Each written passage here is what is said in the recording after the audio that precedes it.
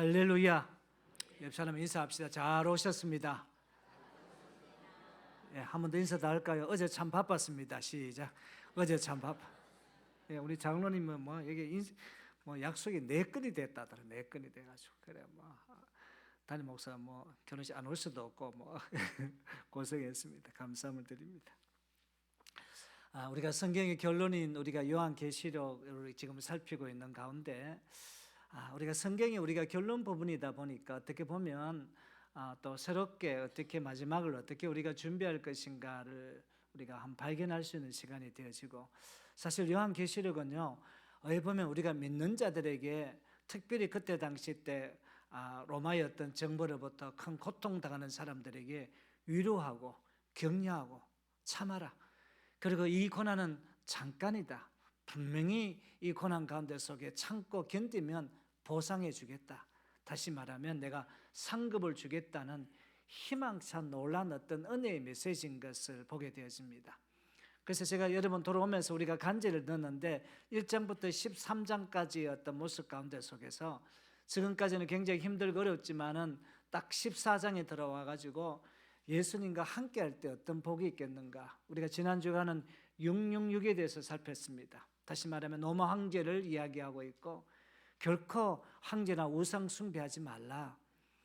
이 666은 어떻게 보면 황제 숭배를 말미암아 너희들이 필리가 있겠지만 결국은 망하고, 그렇지만 우리가 예수님, 다시 말하면 하나님의 어떤 표를 받고 살아갈 때 영원한 생명의 어떤 놀라운 은혜가 있다.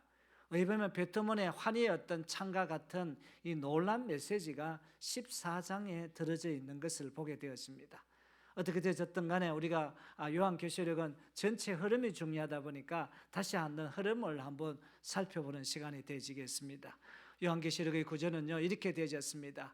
1장에 만왕의 왕이셨던 예수님의 모습과 소아시아의 7교회일과 또 천상에 계신 하나님의 모습과 또 성자 예수님의 어떤 모습을 그려놨고, 그리고 7인과 7나팔의 어떤 재앙 가운데 속에서 이제 우리가 7대접만 놔두고 지금 막간, 다시 말하면 삽입된 부분들을 우리가 살펴보고 있습니다.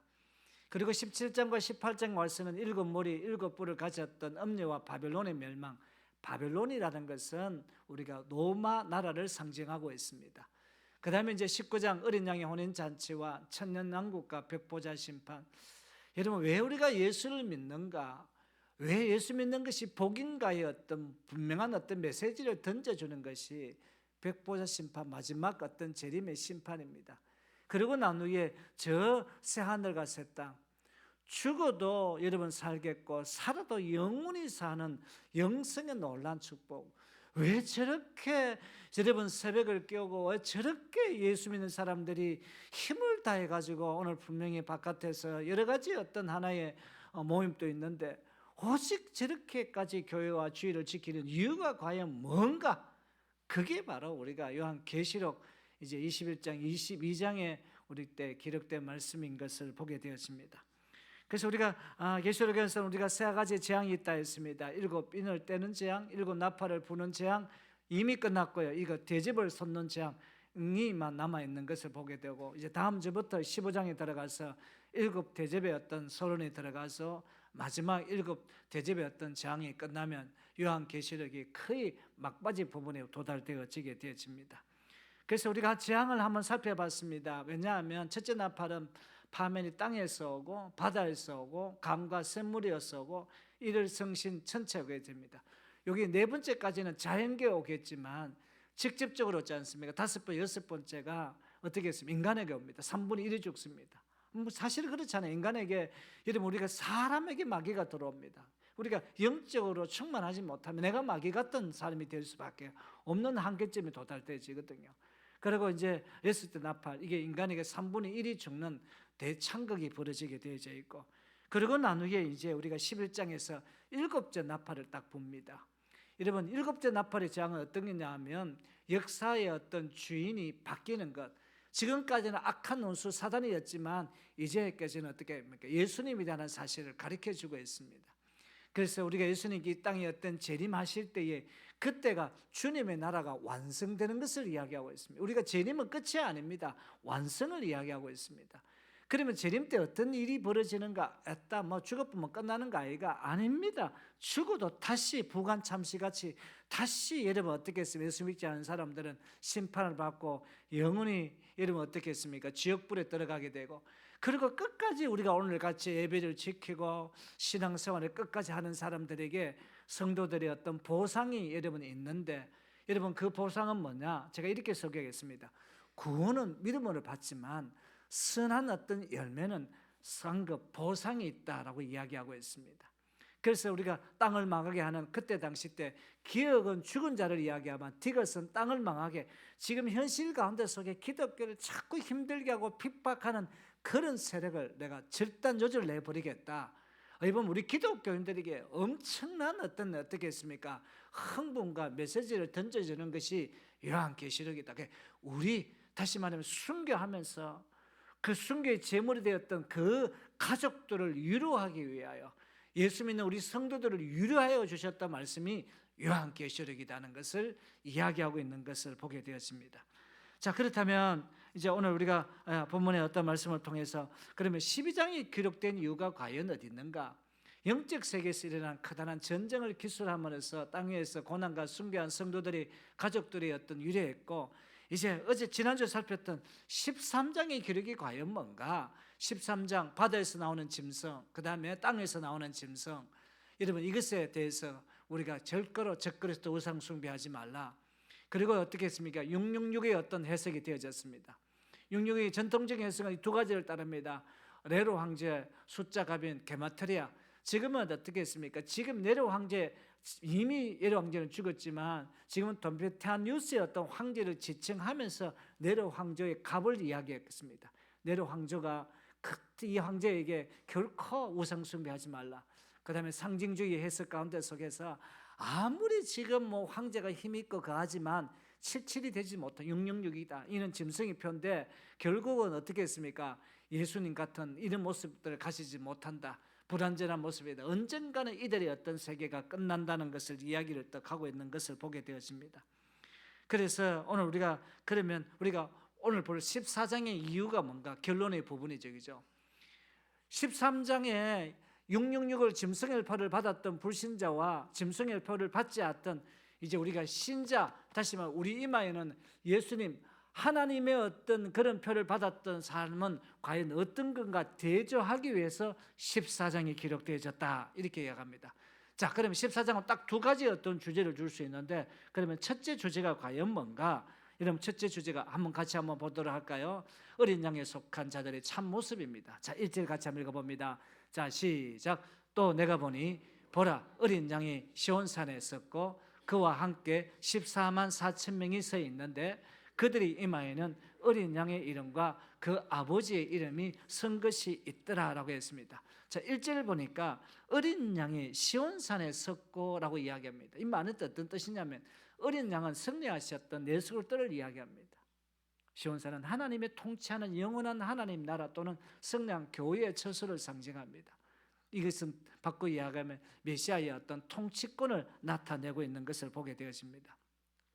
말도 많고 탈도 많은 그런 우리가 14만 4천 명을 우리가 이미 배웠습니다. 그 뜻이 뭐냐면 문자적으로 해석하면 신천지가 되고 여호와의 증인되고 문제가 되어지게 되고 여러분 하나님의 교회가 되어져 버립니다. 14만 4천은 구약의 12지파, 신약의 12지파, 그리고 충만을 뜻하는 1000명을 곱한 숫자가 14만 4천인데 그는 뭔가? 신구약 모든 구원받은 성도를 의미하고 있습니다. 이 말은 어떤 뜻입니까? 그때 당시 때에 정말 순교하면서 끝까지 어떻게 했습니까? 믿음의 지지를 지키려고 지금 화형에 그리고 3일 굶겨 놓았던 여러분 사자, 여러분 밥이 되어져 가면서 신앙을 지켰던 그 성도들을 지칭해서 14만 4천. 바로 우리들을 이야기합니다. 아무리 바쁘고 힘들더라도 예배만큼은 지켜야 된다. 그래서 우리가 예배를 지키며 끝까지 신앙을 부여잡았던 바로 그 성도들을 이야기하고 있는 것이 14만 4천 명이다. 자, 그리고 1절 말씀에 이마에는 어린 양의 이름과 그 아버지의 이름을 쓴 것이 있더라. 대조적이죠. 13장에서는 어떻게 했습니까? 로마 황제의 숭배했던 그 표시로 666을 받고 그리고 어떻게 했습니까? 황제 숭배했던 표시를 이마에 영령을 받으니까 마트 가서 여러분 좋은 어떤 물품을 살 수 있는데 예수 믿는 사람들은 어떻게 했습니까? 살 수가 없습니다. 그래서 대조적으로 뭡니까? 짐승의 표를 받은 자들과 대조하는 모습이 오늘 1절 말씀인 것을 보게 되었습니다. 그래 하나님의 소유며 그분의 강력한 보호와 인치심 아래 있음을 상징하는 것이 이 모습이다라고 이렇게 제가 말씀을 정리할 수가 있습니다. 그러면 오늘 하늘의 14만 4천 명의 성도들의 참모습은 과연 뭘까요? 4절 말씀에 순결한 자, 주님 말을 따라가는 자, 흠이 이른 없는 자를 가르쳐 주는데 이것이 우리가 4절이 말씀하고 있습니다. 4절 같이 한번 우리가 읽어보도록 할까요? 같이 한번 읽어봅니다. 4절 5절 시작. 이 사람들은 여자와 더불어 더럽히지 아니하고 순결한 자라. 어린 양이 어디로 인도하는지 따라가는 자여, 사람 가운데서 속량함을 받아 처음 익은 열매로 하나님과 어린 양에 속한 자들이니 그 입에 거짓말이 없고 흠이 없는 자들이더라 라고 이야기하고 있습니다. 거짓말이 없고 흠이 없는 자들이다. 우리 한국이 제일 문제가 뭐냐 하면 이 말이라 잘 못 믿어요. 여러분 바깥에서 외국에 나가가지고 우리 한국 사람들이 제일 먼저 묻는 것이 뭐냐라고 하니까 요거 마이크가 요거 진짜입니까 가짜입니까? 제일 먼저 이게 진짜인지 가짜인지 우리가 믿습니다. 여러분 이상한 유행어가 있습니다. 이게 조금 머리가 좋아야 이해가 되집니다. 여러분 똑똑하기 때문에 충분히 이해할 거예요. 예수는 믿는데 사람은 괜찮다. 예수는 믿는데 사람은 괜찮다. 성도가 여러분 성도가 예수 믿지 않는 사람보다 도덕적으로 수준이 너무 낮기 때문에 나온 말입니다. 성도는 무엇보다도 믿어주고 진실해야 됩니다. 남의 약점, 흉을 보지 말고 여러분 나의 부족을 알고 다른 사람을 격려해 줄 수 있는 이런 모습이 되어져야 되는 것을 보게 되었습니다. 여러분 한국 사람이요 제일 많이 쓰는 단어가 뭔지 압니까? 5위가 못 믿겠어, 4위 까놓고 이야기해서, 3위 인간적으로, 2위 솔직히 말해서, 1위 진짜가. 못 믿는다는 겁니다. 남을 못 믿는 세상을 우리가 살아가고 있는 이 현실인 것을 보게 되었습니다. 여러분 그냥 우리가 참기름 살아가면 참기름 살면 안 됩니다. 참기름은요 고소함이 가득한 참기름, 그 다음에 뭡니까? 신선하고 고소한 참기름. 이제는 그 참기름 다 가짜다, 양심 참기름. 그런데 이 양심 참기름도 문제다. 어떻게 했습니까? 요새는 바라 현미가 좋다, 바라 영양 참기름. 그래서 어떻게 했습니까? 참기름에 역대 참기름 종류들이 쭉 나와 있습니다. 역대급 고소한 참기름 해가지고 이 참기름의 이 모습들을 이야기하면 사람들이 우리나라는 참기름 사람 어렵습니다. 근데 진짜 참기름 어떤 참기름인지 압니까? 그래서 우리나라는 뭐라는 줄 압니까? 참기름을 어떻게 이야기합니까? 참기름, 이 기름은요 100% 진짜 순 참기름입니다 이라고요. 왜 그럴까요? 못 믿는다는 겁니다. 말을 해도 진짜가 못 믿겠는데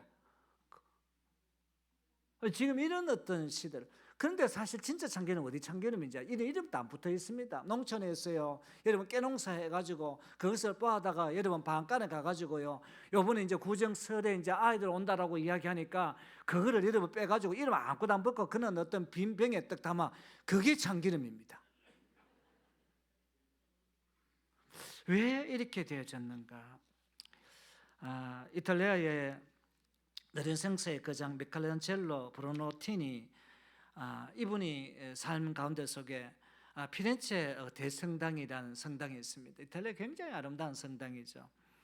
여러분 이 성당 앞에서 있지 않습니까? 쓸모없는 큰 돌이 40년 동안 방치가 떡되어 있었습니다. 그 사진 한번 볼까요?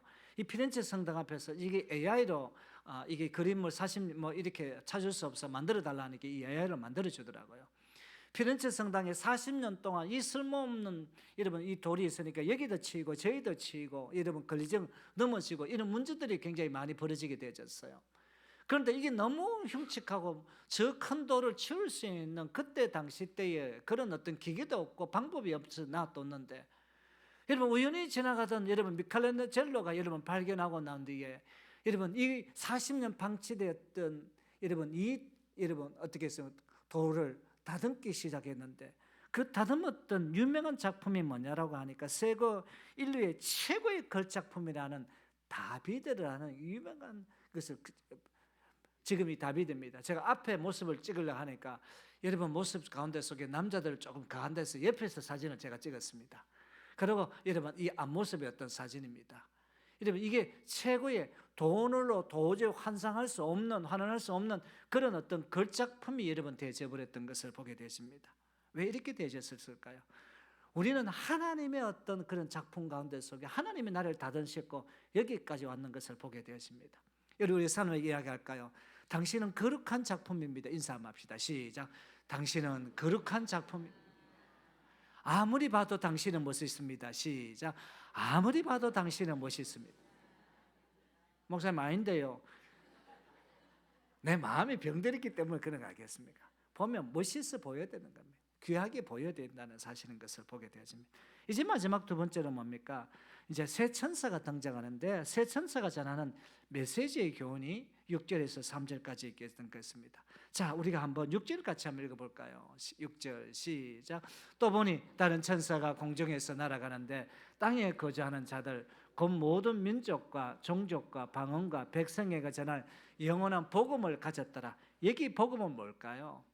복음은요 우리가 자다집에 좋은 소식이고 복음은요 이 복음을 통하여 우리가 구원받고 복음은 우리가 믿어야 할 여러분 좋은 소식입니다. 그런데요 이 복음에서는 양면성이 있습니다.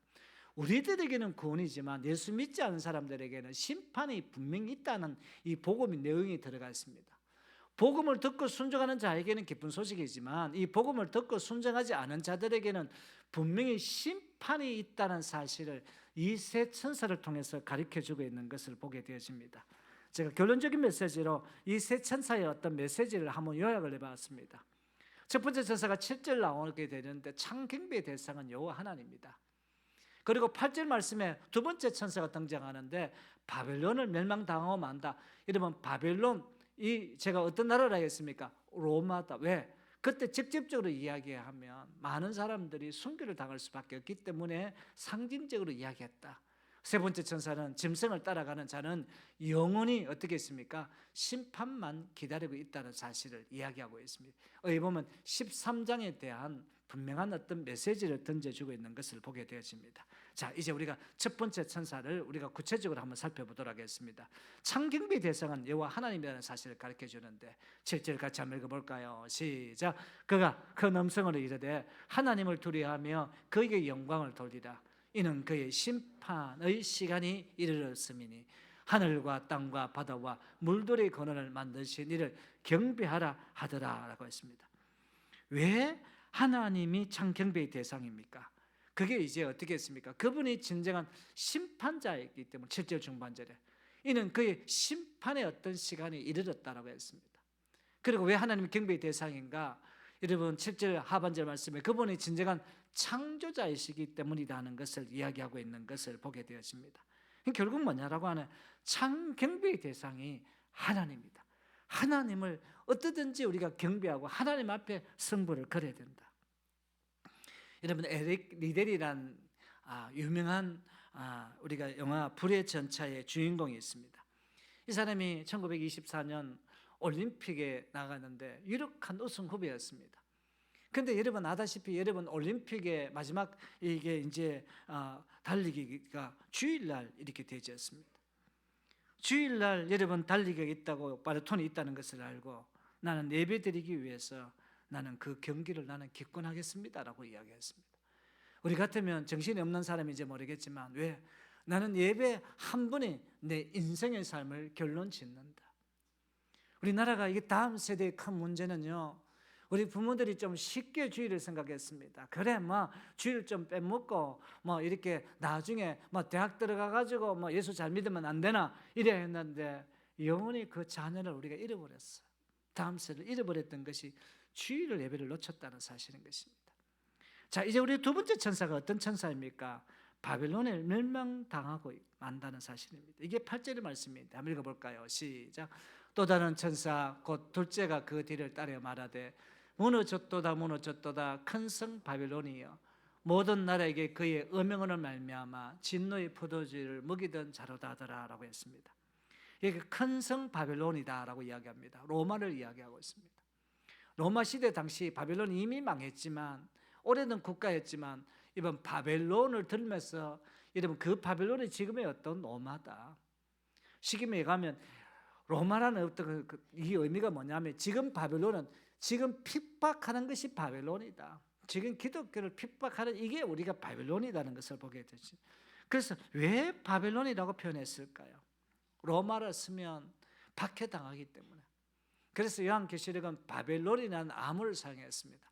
마치 666을 로마 황제를 상징하는 암호같이 하나님을 대적하는 나라를 통칭해서 바벨론을 사용했습니다.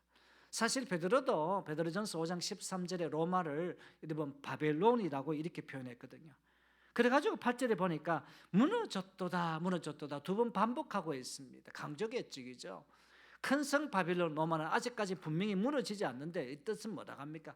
바벨론도 무너진다. 천년의 강력한 전 세계의 어떤 호령하던 이 로마도 무너진다. 결국 어떻게 했습니까? 18장에 가면 바벨론 로마가 무너지는 이 모습들.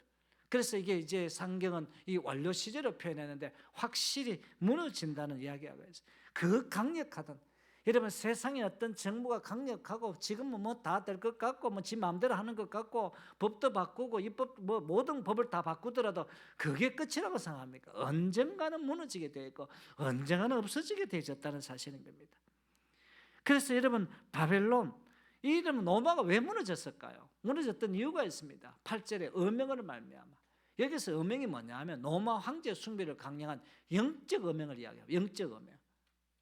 로마 숭배를 여러분 한다는 이 자체가 내가 기독교인이 되고 여러분 로마 황제를 숭배하는 게 이게 영적 음행입니다. 또 실질적으로 음행이 있었는데 뭐냐 하면 그때도 로마가 동성연애가 남자가 남자끼리 여자가 여자끼리 결혼하는 이런 엄청난 어떤 성적인 어떤 타락입니다. 제가 이걸 우리나라를 위해서 제가 한번 전맥을 시켜봤습니다. 어떻게 전맥? 우리나라의 현실이 어떤가? 동성애를 변태라고 말 못해요. 변태 성욕자들을 여러분 차별하지도 못해요. 우리나라가. 이것이 말세의 어떤 바벨론 문화, 우리나라의 어떤 문화라는 사실이에요. 바벨론 문화는 반드시 심판을 받고 여러분 동성애는 죄고 변태 성욕자는 죄입니다. 그거는 더러운 죄입니다. 그거는 당연하게 여러분 그거는 하나님의 분명한 어떤 심판이 있다는 사실을 우리가 알아야 되는 것을 보게 되었습니다. 세상이요 위대하고 큰 것 같지만 무너지게 되어 있습니다. 타이타닉을 여러분 건조하는 장면을 여러분 봤습니까? 이 타이타닉에 여러분 그 수백 킬로 400m가 넘는 이 타이타닉 건조할 때 그때가 뭐라고 합니까? 결코 여러분 쓰러지지 않는다. 타이타닉이 화려하면요 그 밤에 되면 타이타닉이 얼마나 화려한지 그 다음 사진을 보면 우리가 드러나게 되어 있어요. 얼마나 화려한지요. 인생의 하루에 여러분 이 타이타닉을 타면 그 10년의 어떤 그 기쁨을 얻을 수 있다라고 하면서 수많은 어떤 대부가들이 전부 다 여러분 수백만 장자들이 전부 다 타이타닉을 여러분 탔던 것을 기억하게 되어집니다. 여러분 이 세상의 어떤 문화 가운데 속에 바벨탑을 쌓았던 것이 결국은 이 타이타닉이 무너지기 시작이 되어집니다. 결국 침몰하게 되어져 있고 여러분 무너지지 않고 바다에 수장되지 않는다 했는데 결국은 여러분 집 타이타닉가 바다에 지금 수장이 되어져 있습니다. 이 모습이고요. 요사이 같은 경우는 이제 뼈만 떡 남아가지고 이 타이타닉이 이렇게 되어져 버렸습니다. 강력한 로마도 세상도 결국은 이 문화는 무너진다, 없어진다는 사실을 분명히 우리들에게 이야기하고 있습니다. 세 번째 천사는 뭘까요? 9절에서 11절인데 짐승을 따라가는 자는 영원한 심판을 기다린다. 다시 말하면 666 황제를 숭배하고 그때 당시 때 길드라는 로마의 그런 어떤 하나의 조합의 담석에 제비하면 이 짐승을 따라가는 666을 받아 영원히 심판을 기다린다는 사실을 이야기하고 있는 것을 보게 되었습니다. 10절에 보면 불과 유황으로 고난을 받는다는 것을 분명히 이야기합니다. 결국 짐승을 따라가면 그렇게 된다는 경고입니다. 9절에 보면 666 황제를 숭배하고 그때 당시 때 길드라는 로마의 그런 어떤 하나의 조합의 담석에 제비하면 이 짐승을 따라가는 666을 받아 영원히 심판을 기다린다는 사실을 이야기하고 있는 것을 보게 되었습니다. 11절에 보면 불과 유황으로 고난을 받는다는 것을 분명히 이야기합니다. 결국 짐승을 따라가면 그렇게 된다는 경고입니다. 그래서 여러분 짐승의 표를 받지 말라는 경고이고, 핍박이 있어도 여러분 흔들리지 말고 어떻든지 여러분 어떻게 했습니까? 짐승 표를 받지 말라는 것입니다. 그래서 10절과 11절은 끔찍한 어떤 심판을 이야기하고 있습니다. 어떤 심판이 있습니까? 여러분 섞인 것이 없는 붉은 포도주를 지금 마시는 거예요. 여러분 포도주가 여러분 또 되어지면 거기에 물을 타야 됩니다. 안 그러면 어떻게 했습니까? 사약이 되어지는 것입니다. 여러분 섞인 것이 없는 부은 포도주 사약을 마시게 된다. 고난의 연기가 세석토로 올라가리라는 것은 심판의 불이 꺼지지 않는다는 뜻이고, 11절에 밤낮 쉼을 얻지 못한다는 것은 안식이 박탈되어 계속 어려움을 겪는다는 그 뜻을 이야기하고 있는 것을 보게 되십니다.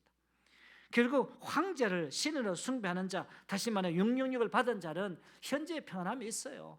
평안함이 있죠. 현재의 영안을 누려요. 여러분 현재, 그러나 분명히 그것은 현재뿐이라는 것입니다. 길도 여러분 편리하게 우리가 문물 교환할 수 있는 것은 현재뿐이, 미래는 하나님 심판이 있고 심판이 아니라 영원한 고통이 있다는 것을 이야기하고 있습니다. 그래서 우리가 주님 편에 선 자는 어떻습니까? 주님 편에 선 자는요, 안식이 없습니다. 가난하게 삽니다. 어떤 사람이 이랍니다. 목사님, 저 예수 믿는 사람들 저렇게 잘 살았는데 우리는 와 찌질이도 와 이렇게 힘들고 어렵습니까? 굶주립니다. 고통 가운데 있습니다. 이게 뭡니까? 지금 1세기에 이 요한계시록 서절 당시 때에 7교회 성도들이 이렇게 살았다는 것입니다. 그러나 분명히 영원한 고통이 아니고 한시적이다. 그리고 13절에 하늘은 영원한 안식이 있다. 너 걱정하지 마라. 13절 같이 한번 읽어볼까요? 유래의 말씀입니다. 시작. 또 내가 들으니 하늘에서 음성이 나서 이르되 기록하라. 지금 이후로 주 안에서 죽는다더는 복이 있도다 하시매, 성령이 이르시되 그러하다. 그들이 수고를 그치고 쉬리니 이는 그들이 행한 일이 따름이라 하시더라 라고 이야기합니다. 마지막 제가 이분을 참 제가 몇 번 이야기를 폴리갑을 아십니까? 당신 한 번만 예수만 안 믿는다라고 내가 이야기하면 내가 살려주겠다고, 한 번만 가짜라도 이렇게 하라고, 가짜라도 내가 예수 안 믿겠다고 한마디만 해주면 좋겠다고. 이분이 사실 사도 요한의 제자가 폴리갑입니다. 사도 요한의 어떤 그 제자가 이름은 폴리갑입니다. 그때 폴리갑이 유명한 이야기합니다. 86년 동안 나는 그분의 종이었으나 그분은 한 번도 나를 저버리지 않으셨는데 어찌 내가 나의 왕을 모독하겠어. 그러면서 어떻게 했습니까? 화형대에 믿음 가운데 속에 기쁨으로 화형대에 드디어 어떻게 했습니까? 온몸에 이러면 기름 붙여서 화형대에 기쁨으로 순교했던 사람이 여러분 폴리갑이었던 것을 보게 되십니다. 왜? 그때 당시 때 사람을 어떻게 했으면 사자굴에 화형대에 이런 불로 태워 죽이는 이런 가운데 속에 믿음을 지켰거든요. 말씀을 정리합니다. 저는 본문 말씀을 통해서 어린 양과 함께는 승리의 새 노래, 주제가 딱 두 개입니다. 첫째가 어린 양에 속한 자들의 참다운 모습과 영원한 승리의 어떤 찬가를 부리게 되시고, 그리고 두 번째 어떤 새 천사가 메시지가 되어야 되는데 참 경비 대상 오직 하나님밖에 없다. 바벨론 노마, 너가 지금 현재 핍박하고 힘들게 하는 이 노마 전부 망한다. 결국은 어떻게 했습니까? 여러분 요한계시록 18장 와가지고 망하게 되죠. 이쪽이죠. 그리고 666 따라가지 마라. 666 그 짐승, 그 지금 편리하다고 지금 막 여러분 고소하고 달다고 따라가면 영원히 어떻게 멸망한다. 그 이야기를 하고 있는 것을 보게 되었습니다. 그래서 우리도 영원한 우리가 주님을 바라보고 믿음 가운데 속에 승리하는 복된 삶을 살아가는 저와 여러분들이 다 되시기를 주님 이름으로 축원을 드립니다.